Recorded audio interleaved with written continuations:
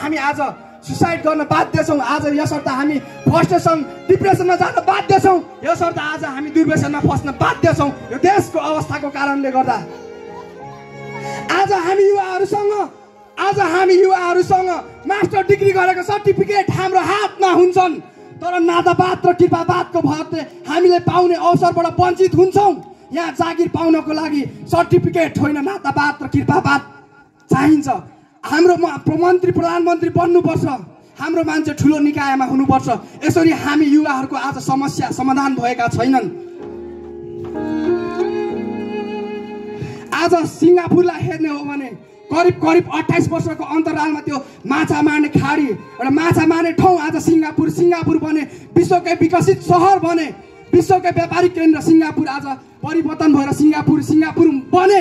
तर हाम्रो यो देश विभिन्न प्राकृतिक सम्पदा सूचीले परिपूर्ण देश, यहाँ महागुरु फाल्गुनन्द जन्मेको देश, ऋषि महात्माहरू जन्मेको देश, अनि शान्तिको अग्रदूत भगवान गौतम बुद्ध जन्मेका देश, विश्वको अर्को सर्वोच्च शिखर भएको देश, अनि जलस्रोतको विश्व ठुलो धनी देश, विभिन्न यो विकासको सम्भावनाले भरिपूर्ण देश। आज विकासले बेग्लै छलङ मार्नु पर्थ्यो। आज यो देशमा सुख शान्ति र समृद्धि हुनु पर्थ्यो, विकासले बेग्लै छलङ मार्नु पर्थ्यो। आज त्यो देशको अवस्था परिवर्तन भएनन्। यहाँनिर व्यथित छ, यहाँ भ्रष्टाचार छ, यहाँ अन्याय छ, यहाँ अत्याचार छ। आज यो देश एसियाकै सबैभन्दा गरिब देश बनेका छन्। आज यहाँ गरिब छन्, धनी भइरहेका छन्। यसरी यो देशको अवस्था परिवर्तन भएनन्, तपाईँ अनि हाम्रो अवस्था परिवर्तन भएनन्।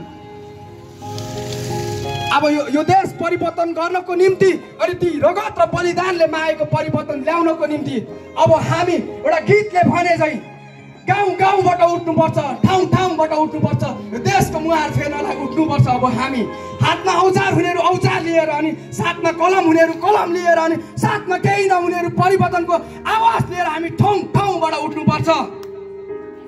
एउटा परेवाला थाहा हुँदैन आकाशको उचाइ कति छ भनेर, तथापि उठित सङ्कल्पको साथ निरन्तर त्यो आकाश छुने लक्ष्यको साथ निरन्तर उडिरहन्छ।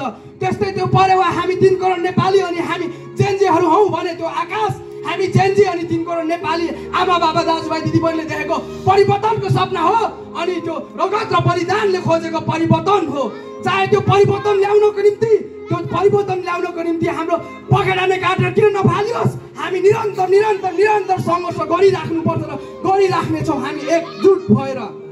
चाहे हामीलाई यो 76